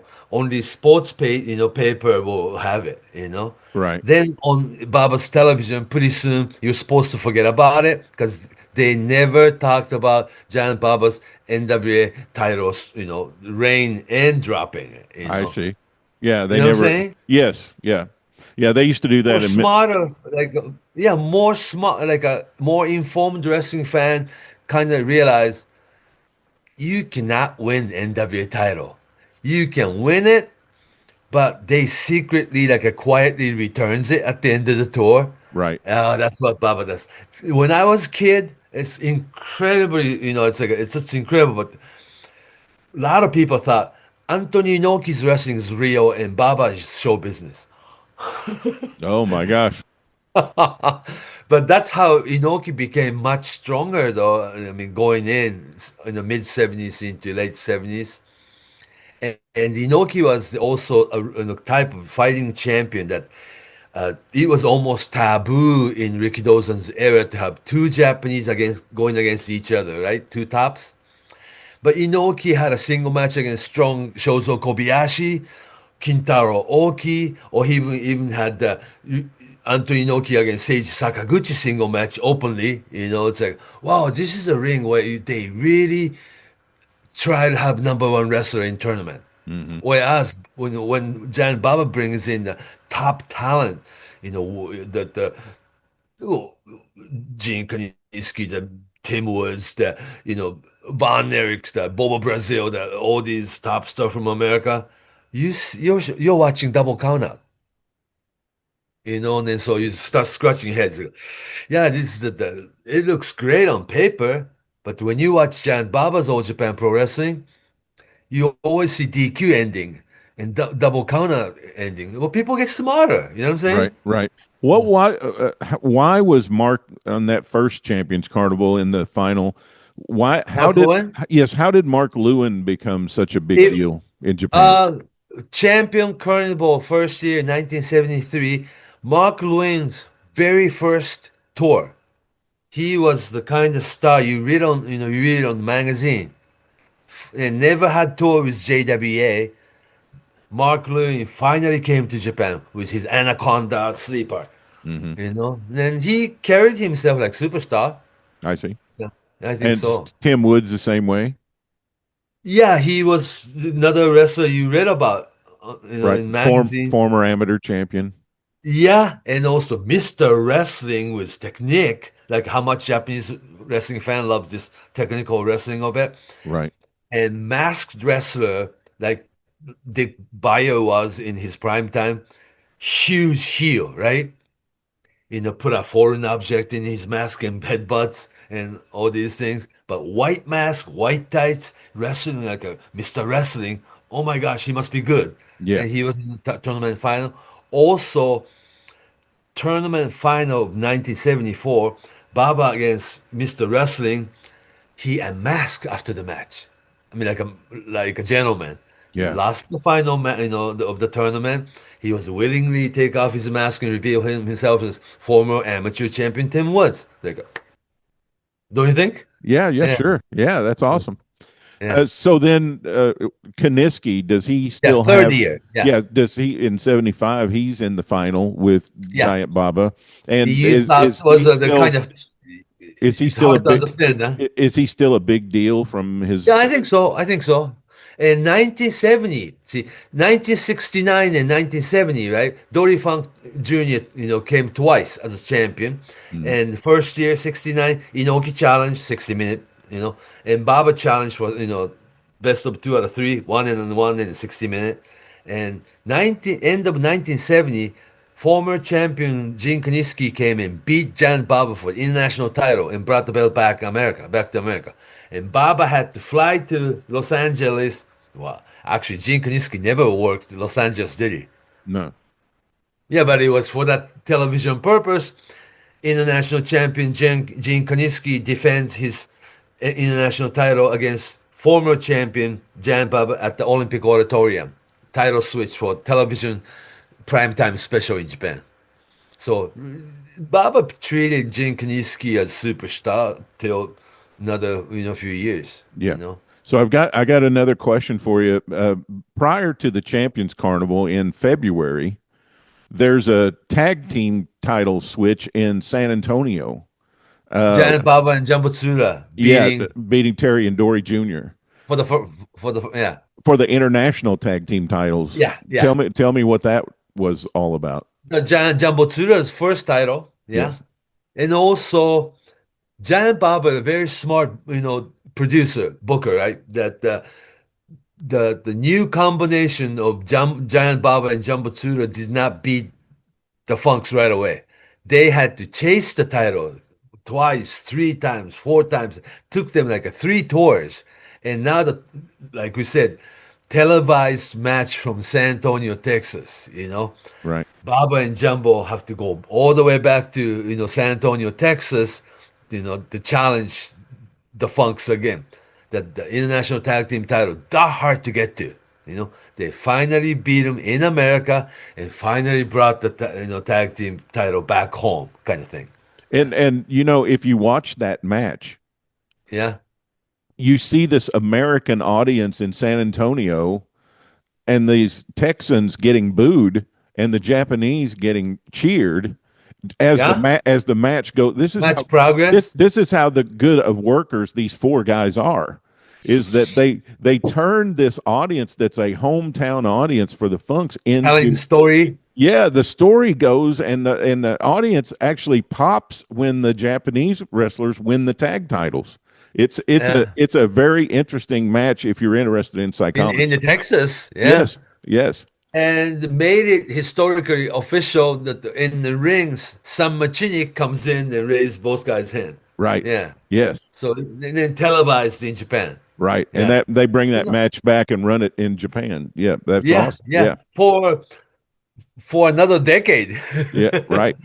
Yeah. So then this is the third Champions Carnival. What was Baba trying to achieve when he thought this is the annual thing, and this was still not round robin.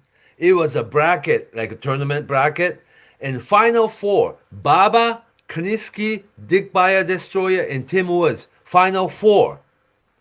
Those four did the round robin. Yeah. Mm-hmm. And it ended up being Giant Baba against Kaniski on top. Yeah. And then over in New Japan, he's taking the World League name directly from JWA. JWA, right? Yeah. But the Americans they brought in was not good, They were all NWF sort of wrestlers, right? More like Korogach guys and some of the Montreal wrestlers.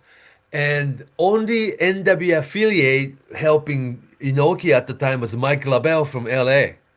Now, to be honest with you, Killer Carl Krupp is one of my favorite heels of all time. I just love his presence.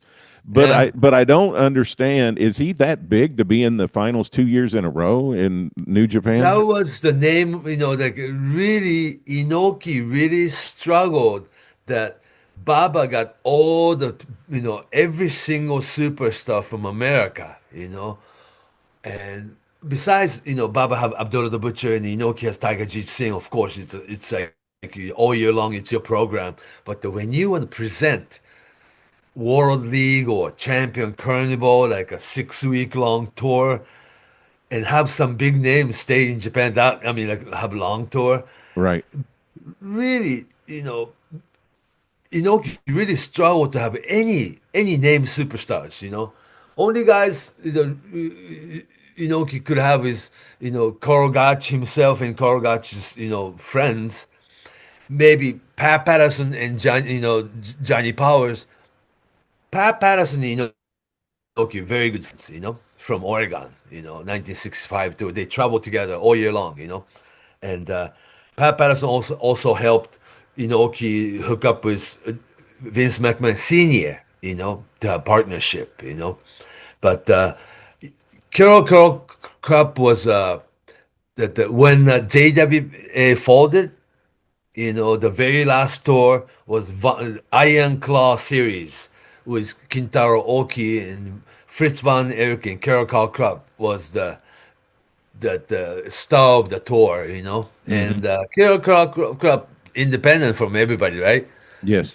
And it was still politically okay to have, all the Nazi sign and everything, Right. Yeah. Yeah. And, I just loved his facials and the way he just looks dastardly. He just not looks, even German, right? No. I almost forgot though. Baba caps off the Champions Carnival after the final. He has a match with Sammartino. Yeah. And also during the tour, he brought in Dick the Bruiser too. Yeah, Dick. You see that Gene Kaniski and you had the Mr. Wrestling on tour. Had a Killer Kowalski on that tour. Dick Bruiser came in for 1 week. Bruno Sammartino came in for 1 week. All Giant Baba generation superstars. Now, remind me, Fumi, where was the final? Because the San Martino match after the Carnival tournament was in Tokyo. Right. Where did he have the final match? Was it in Osaka? I will look into it. It just occurred to me because I remember that they had the San Martino match at the hall at the university in Tokyo. Nippon University, yeah. Yeah. Nichidai, yeah. Kowalski, Kaniski, right? yeah, Kaniski, yeah. Gene Kaniski. It was like last week in Wakayama. Yeah, Wakayama. Wakayama is a prefecture next to Osaka. Yeah. Still, the big city and televised match. It's kind of like it's not in New York City, but you had this big tournament final in Pennsylvania or something. Yeah, I figured it was near Osaka. If Wakayama. the final match was in Tokyo, it had to be. He was just so smart, to put these in the right towns. Yeah, and also, like we said, that there was no studio match. That they were, televising all the important, tournament matches every week. Yes. The tournament had to tell the story on television. Yeah. But also Bruno Sammartino WWF and the PWF double title match has to be treated special. Right. Right. Yeah, in Tokyo. Double count out again. Right. You know what I'm saying? Everybody loses, nobody wins. Yeah, so that was a frustration in the Baba's part, I mean, like Baba's fans, that we talked about it in my junior high, Well, they have all kinds of superstars, it's like Baba always double count up. I wonder, Inoki always give you result. Inoki beat everybody. Yeah, there's always a clean finish. What's Inoki thinking at this time with World League? This is the second World League. Second year, yeah. But the focal point of World League, the second year, 1975, New Japan version of World League was the Antonio Inoki, Seiji Sakaguchi, Kintaro Oki, and Strong Kobayashi, the 4 Japanese star in one tournament, actually having round-robin single match. More so than an American they had. Who did they have? That Mountain Mike and John Ganya, Fazar Singh, and Kiro Krupp obviously was the number one name, though, right? In the package. But Inoki, Kobayashi, Sakaguchi, and Kintaro Oki, they really, traded, win and lose, and ended up dropping out of the tournament. And Inoki and Kiro Krupp being the final, and Inoki will give people the definite finish. Yeah, and also you cannot have Tiger Jeet Singh in the tournament because you have to beat him. Right. Yeah, and he had just put Tiger Jeet Singh over a few months earlier. NWF title and another different storyline, yes. Right, and a different storyline. He had lost the NWF title to Tiger Jeet Singh, so he's not going to be in the tournament. And beating Inoki on television. Yeah, that's for after the World League, right? Down the road. And one thing we didn't mention, but you mentioned his name. We talked about him a while ago, but Inoki gets Sakaguchi to come in from JWA, right? Yeah, but that's a big score, right? Former world judo champion, and he was carrying dying JWA, but also TV Asahi, executive told Sakaguchi to join Inoki, and initially JWA and New Japan was going to merge, but the rest of the JWA people said then no. That was. Inoki was fired because of it. Why join him? And then all the executive did not want to have anything to do with merging, not knowing they'll be losing television, Right. But the Sakaguchi wanted to merge both companies, peacefully, and they promised Inoki this is what's happening as of April '73. And the TV Asahi wanted to switch affiliate from JWA to Inoki Sakaguchi version of New Japan. That's strong. Yes. Then Sakaguchi just ended up having three guys: Sakaguchi and Ozawa, later on Killer Khan, Kengo Kimura, and Oshiro. Four guys moved, then they joined. And 2 months later, JWA was sinking boat to begin with, but it really went down quick.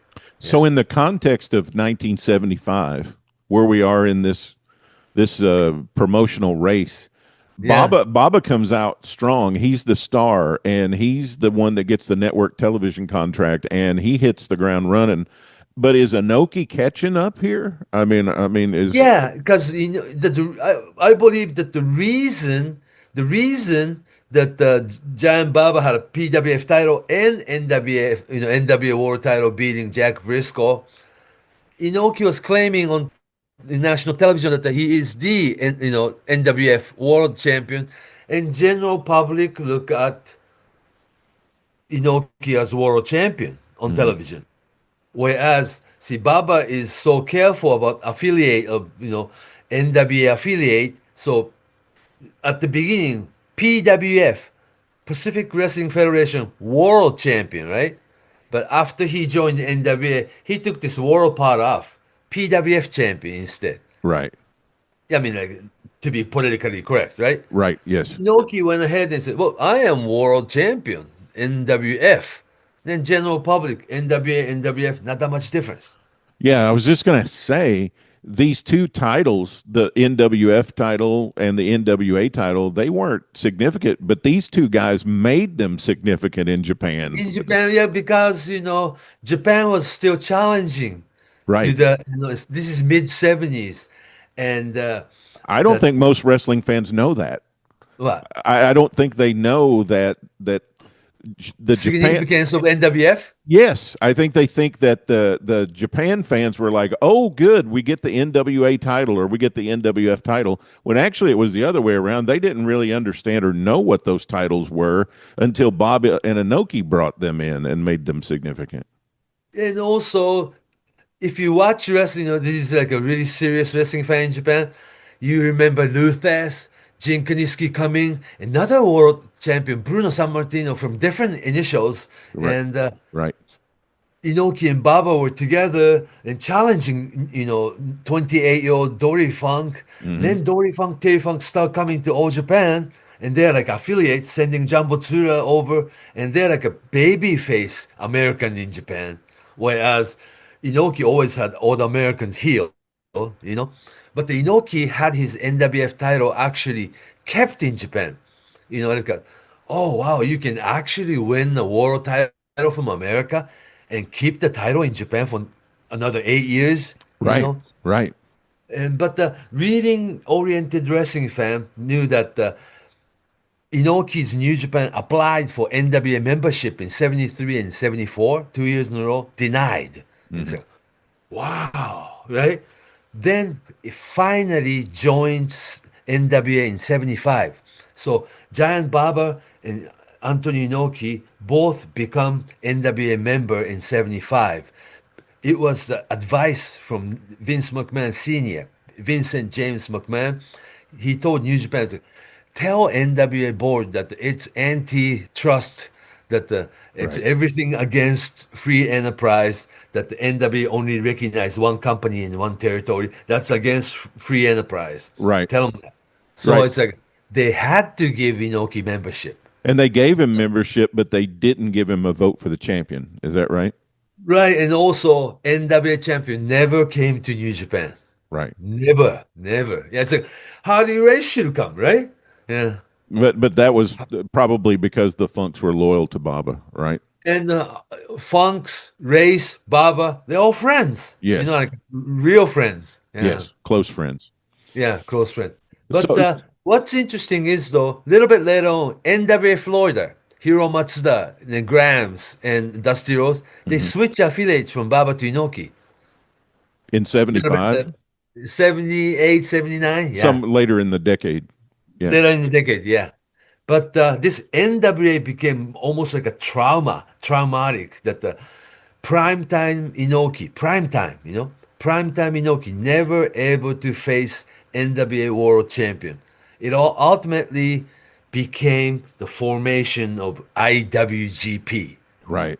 International Today's, Wrestling Grand Prix. yeah, to determine finally undisputed world championship of above all. Right. This is That was just the to idea. me, it's just an interesting business case study between these two guys. I mean, Yeah, they are checkmating each other, right? They're playing chess. checkmating, I guess. Yeah. Yeah. Yeah, they're playing chess with each other with these two businesses and this nationwide, both are nationwide promotions. They're both Mm-hmm. touring the whole country. Mm-hmm. Inoki gets television, which puts him on a equal footing Yeah, with yeah. Baba. And it's just I'm fascinated by the moves that they're making here. 1976. We'll be talking about another podcast, but the Yes. later year of 1975. But 1976 is important. Inoki pulled this big trick, Antonio Inoki against Muhammad Ali for real. Right, right. Yes. Something John Baba would never try, right? And even the wrestling, even though these are two very significant tournaments and tours, the wrestling actually gets better in '75, right? As we And go. Inoki finally gets somebody like Billy Robinson. Yeah. He's huge in Japan. Huge. Now, how did the fans in Japan react to Tiger Jeet Singh beating Inoki? Um, it turned Tiger GC into like believable candidate. You know what I mean? That guy can beat Inoki in the ring. One, two, three. Right. You know, so he also gave NWF title credibility. He actually took the belt back to Toronto and he defended title and was this a film, like a film short clip version of Tiger Singh defending his title in America and was aired in Japan. Oh, the title's gone. So this NWF title match picture become more interesting. I mean, it seemed like to me that Tiger Jeet Singh was like the Sheik that could wrestle longer matches. Yeah, yeah. I mean, he was But kind of a if you see both wild. guys, Tiger Singh, carbon copy of Sheik's mannerism. Yeah, but he wrestled longer matches. His matches were longer, and he actually wrestled. It wasn't just a brawl and with the foreign object or whatever. Although it was, he had some crazy bloody matches. Yeah, and I don't know how they did it, but to me, when I was much younger than junior high and high school, it seemed like Inoki against Tiger Singh all year. you know, Yeah. Either lumberjack death match this time, or oil wrestling this much, or five referees. I was fooled Yeah, by it. yeah, stiff Five on top referee stiff. match. Yeah. Oh God, so many. At the end of the day, it was just another Inoki against Tiger Singh. Well, But Fumi, you've been so generous with your time. Thank you so much. okay, I'm learning so much to from the you. rest to the 75. Yeah. Yeah. That when next Yeah. time when we come back, we will do the rest of 1975. I'm excited to hear how this story progresses. I'm learning, our listeners and viewers are watching and learning, and that's what we want to do here. Thank you so much. Okay. Okay. All Thank you. right, ladies and All right. gentlemen. So long from Tokyo. Fumi Saito, Japanese wrestling historian. Thanks, everybody. Well, we covered some ground today. Wow, we really did. Ed Don George. We covered his life with Dan Murphy, the author of the book on Ed Don George, which is available right now. Just go out and get it. I think you're going to enjoy it. If you liked our conversation around the legend, you'll enjoy the book that Dan has written and put together. And then the great Japanese historian Fumi Saito. I just love Fumi so much. I enjoy sitting and talking to him. We could have talked for hours, and we will coming up in future episodes as we work through the history of wrestling in Japan. And we get into the latter part of 1975. And then, of course, Fumi will be back for 76. All my guests will be moving forward with us through the time tunnel and through history. We got some great shows coming up. Wes Maidment, who's just a fabulous Canadian wrestling history fella. He's going to be here to talk about the history of wrestling in Ontario, Canada, which includes Toronto and Maple Leaf Gardens. And also, we're going to have Tim Deals back to talk about Tennessee. We'll have Bobby Simmons back to talk about Georgia. I've got Jerry Oates coming back to talk more Kansas City. And I'm working on a special guest, maybe, that we can get in here with Jerry. We'll see if it works out. We'll hold that for a surprise. But next week here on the Pro Wrestling Time Tunnel, Personalities, Territories, Towns, and Buildings show, we're going to have the great George Shire, and we're going to talk about the history of the American Wrestling Association, how it was formed through the 60s and up to 1975, and we're going to talk about the year of 1975 when Vern Gagne, who formed the AWA and was its world heavyweight champion for all those years, is starting to relinquish the title. And he's setting up his successor for the AWA world title, and that happens in 1975, and George will be the man who takes us through all that. That's coming up in next week's show, the AWA 1975, here on Personalities, Territories, Towns, and Buildings. I'm your host, Tony Richards. Thank you for joining me here in the Pro Wrestling Time Tunnel, and I'll see you back here next week. Thanks for tuning in to the Pro Wrestling Time Tunnel podcast. Tune in for another great episode next week, interviewing wrestlers, referees, and media personalities that have made the sport of professional wrestling great. Be sure to follow us on Facebook at Pro Wrestling Time Tunnel. We'll release a new episode soon. Don't you dare miss it.